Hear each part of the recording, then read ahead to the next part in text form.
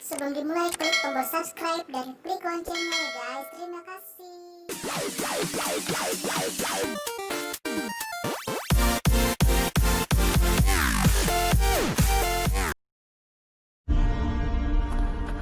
Life ain't about medals. It ain't about houses, money, cars. It's about scars.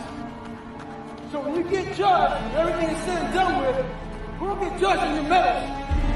You get judged on your scars. The scars show your willingness to get to the side. They show your failures. They show your willingness to start from scratch. They show what you're willing to do to go the distance.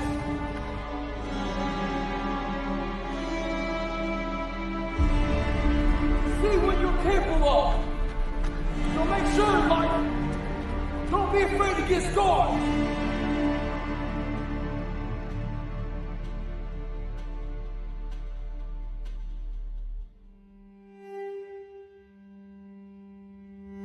As humans, we want to find out how to be someone else. What we don't do is we don't go inside. So literally turn yourself inside out. Read the book that's in, like we're writing a book every day of our lives, but we never read that book.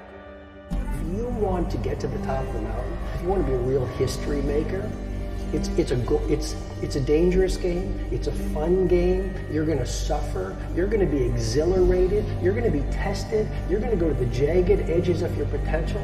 But it's not always easy, but it's the most beautiful way to spend the rest of your life. Discipline begets discipline. Like the more discipline you have, the more discipline you have. The opposite's true too. The lazier you are, the lazier you get. What do you even say to yourself when you look in the mirror, right? Like, welcome to the you won't face, right? And so when you start to get in there, right, you can start to detangle your higher self from your lower self. You really figure out what matters most to you in your life, so then you can hear how crazy your inner dialogue is. It's almost like a deep meditative state, and it's a very one-to-one relationship between the pain that you're willing to suffer and the progress that you're going to make. The more that I was willing to suffer, the more likely it would be that I was going to create a positive trajectory out of this painful scenario that I found myself in. The ego says, let me get out of this difficult season as quickly as possible so I can, eat in nice restaurants and hang out with the cool people and do fun things. But a bad day for the ego is a great day for the hero inside of them. Right, the minute you go, I have fun being me, you can hear everything that's not that fun about being you anymore. What I would challenge this young man or young woman to do is you have to look inside of yourself and see what you really want. What are you passionate about? The only way you're ever going to get to the other side of this journey is you have got to suffer to grow. To grow, you must suffer.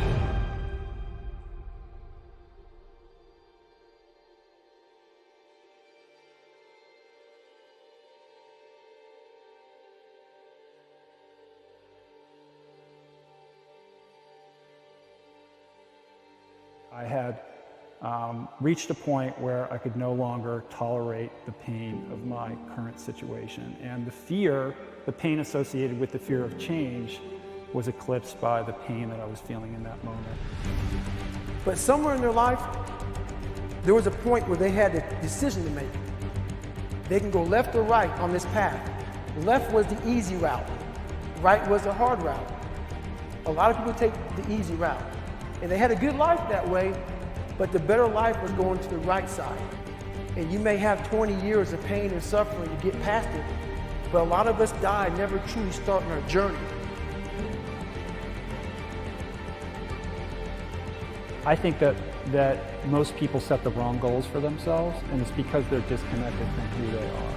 They are living someone else's life, or they're living a life that's so disconnected from who they are, it's very difficult to set the right goal. So I think in order to reconcile that, you have to look inward. What I realize is it's not only mindset, because mindset is psychology. You can have a great psychology, If you haven't healed, if you haven't worked through your wounds, which we all have, then you can have the greatest psychology, world-class ambitions and strategy, but you're going to self-sabotage because your emotional life is a mess. But it's not only mindset and heart set, it's the third interior empire I'm introducing, which is health set. So, what you can't control, control. If you can't control something, compartmentalize it and don't focus on it. When you focus on that stuff, it actually takes away from doing well. It actually takes away from you being able to do your job. So focus on the things you can control. If you want to have success, right, you have to be crystal clear, and the human, right, not that interested in being that clear. Every day, we're seeing who we are as people. When I was growing up, I lied for people to accept me because I didn't accept myself. So I would make up stories so that you would accept me into your world. It wasn't until I started reading my own book about how pathetic I was as a human being. I could blame my dad, I could blame kids at school, I could blame a lot of people. And that's the book I was reading. And I put it off on everybody else. It wasn't until I said, you know what, for me to fix this, I gotta read what the hell is wrong with David Goggins.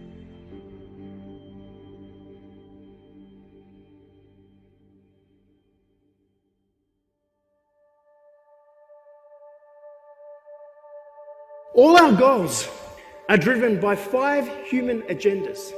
We're driven by 5 human agendas. And I want to share that with you.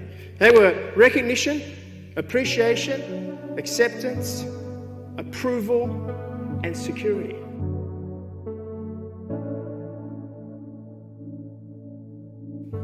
It's not the car, it's not the business, it's not even giving back to society. It's a feeling. If you peel the layers of the onion back, you get to a feeling.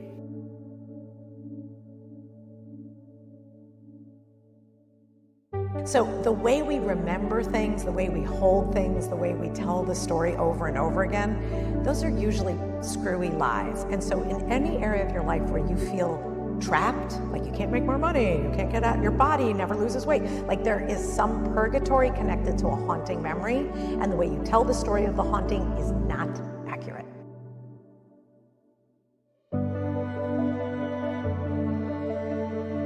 Soul set is saying, I'm going to do that deep interior work, so when I go out in the world, I'm living for a mission, a mighty mission that is larger than myself. Soul set is about turning down the chattering voice of the ego so you're an instrument of service for many. So that when you go out in the world, you take the stones your critics throw at you and you build them into monuments of mastery. Difficult, long process of really trying to be honest with yourself about who you are, what's important to you, what you care about, and then beginning to breathe life into those things to bring expression to the things that you do care about, that get you excited in the morning. The finite dream was driven by an agenda: recognition, appreciation, acceptance, approval, and security, and control. The infinite dream is a dream that arises within me that I didn't even choose, from love. And when I say I didn't choose, I as this physical didn't choose it. I as the infinite source chose it. Pain is truly the only thing that's ever gotten me to change. So it's been my growth accelerator as well as my reminder of when I've gone astray. You will never learn from people if we always tap dance around the truth. We tap dance around the truth by finding the right words so I don't hurt you because you have thin skin. No. Tighten up, people. It's okay. Trust me. Let them call you that. What are you going to do now? They don't own your life. How are you going to control that now? How are you going to flip it upside down and say, Roger that, and you'll read about me years from now?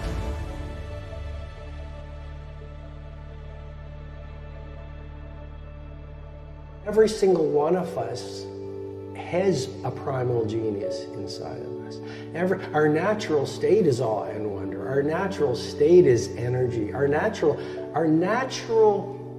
state is a heart full of love and a mind full of ideas and a soul that shines brightly.